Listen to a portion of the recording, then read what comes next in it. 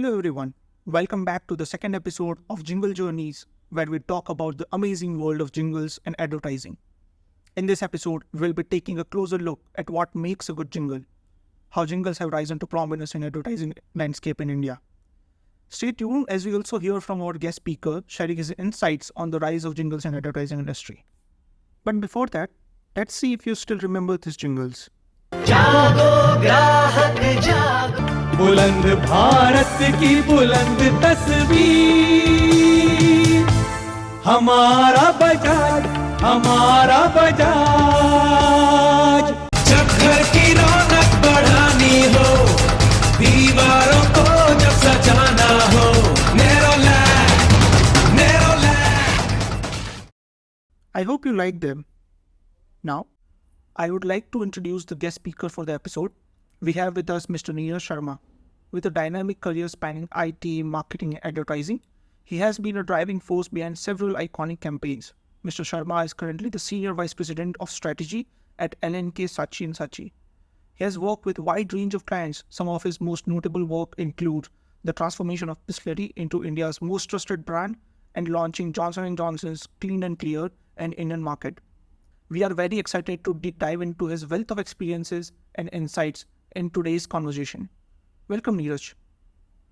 So before we start our episode with Neeraj, Ushma has a quick debrief on journey of jingles in Indian advertising industry. Jingles made their way into Indian advertising during the late 1940s and early 50s. Radio was the primary medium for advertising, and jingles were used to break through the clutter and engage the audience. The introduction of television marked a significant shift in advertising. Jingles found a new and vibrant platform, and brands like Nirma, Amul, and Vico Turmeric capitalized on this medium to create memorable jingles. These jingles not only made the products popular, but also shaped consumer preferences. Now, let's hear Vaishnav's conversation with Mr. Neeraj. So welcome, Neeraj. So let's start with the basics. What are the key components of a jingle and how do they work together to create an effective musical brand message? It's a good question, but the answer is something like what makes any content go viral. Right? You can always analyze it best once it has gone viral, not before. Right? Because you can never predict the nature of what will actually work and what it will actually run with, especially when it's about the content, music, and everything. It's just like any song, you don't know, some songs get hit, super duper hit, and some songs don't, right? And when the music director creates it, he creates every song with equal passion. You never know what works. But having said that, if you look at the jingles which I want, like जब घर की रौनक बढ़ानी हो, दीवारों को जब सजानी हो, there is something. It's not just about the product. It's about, in general, human emotion. They try to capture the atmosphere. Right? Even इसको लगा डाला तो live jingle आला. This song, so though it's about the product, but it's hummable. It has a musical tone to it, and it operates in the world of consumer. Right? So that's something we need to keep in mind, and of course, that's what makes jingle work if it works, right? And more musical it is. The basic criteria is that can your jingle be set as a corner tune? If it has that quality, then the chance of it being successful is much more than not. That's very interesting. So why do certain jingles work and other don't? So answer your question, marketing generally has phases.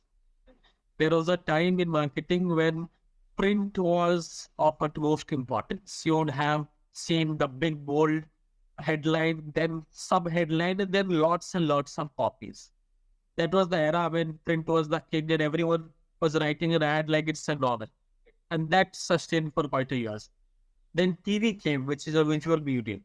And then TV storytelling became the main factor. Everyone was like telling a story in long format, 1 minute, 1.5 minute, and everything. So similarly, this was the era of jingle, when some jingles got hit. And what interesting about jingle is that even if you're talking about the product and brand, if you make it musical, it has the entertainment value also. And as we always have seen, advertising is in its true essence an interruption. It's always an interruption.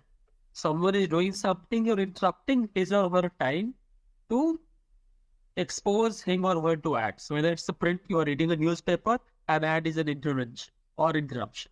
If you're watching a TV, you're watching a show and content, an ad is an interruption. And any interruption, if you make it set worthwhile, it still gets people's time. Suppose if you are interrupting, someone is watching and someone is reading something, at least it's your orders to make it interesting for him. And if it has musical quality, it can pass off as song, as content, what we call right now the native article, right? What is native article? Native article is basically you take the shape and form of that medium itself. If it's a newspaper, your ad or article comes like a news piece. If it's Instagram, your ad comes like a simple post for any of your friends. So you mingle into that surrounding, you don't jut out like a sore thumb. That's the principle of native advertising, which now has taken shape. Think of Jingle as a native advertising of yesterday. Yeah.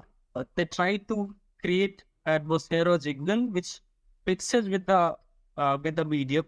It makes it musical and it's easy to consume and less say interruptive in that way. So that could be one reason. And once something gets a success, everyone tries to emulate it. It was working for the brands. Everyone tried to just jump on the bandwagon, and it worked for them. So we see that FMCG companies are the ones with many jingles in their advertisements. Do you think it's because the nature of products where companies do not want people to take the central route of decision making and try to understand more about the product, but they want the customers to take the peripheral route and make positive association with the product leading to the purchase of product? Yes, so there is certain truth about it by the being nature of category you operate in. Like FMCG, which is generally low investment and impulsive purchase, you are more likely to pick something which you remember, which is in your top of your mind. While in case of durables or luxury goods, which demands that you invest time and money, and it's much more rational purchase, then your jingle might not have that possibility that I will just pick it up. So what you were saying is very valid, the hypothesis, which is low investment, impulsive, and hence I remember top of mind and just pick it up. That is something which requires my system to think, and hence jingle might be just awareness building, but it might not be actually something which can further boost the final purchase. So yeah, I agree. So that's a good theory, good hypothesis. So that concludes our second episode in the series. We would like to thank our guest speaker, Mr. Neeraj, for sharing his valuable insights. If you have any questions or you want to continue the conversation, feel free to reach out to us. Stay tuned for more exciting episodes in the future. Until then, keep humming the jingle. Thank you for listening.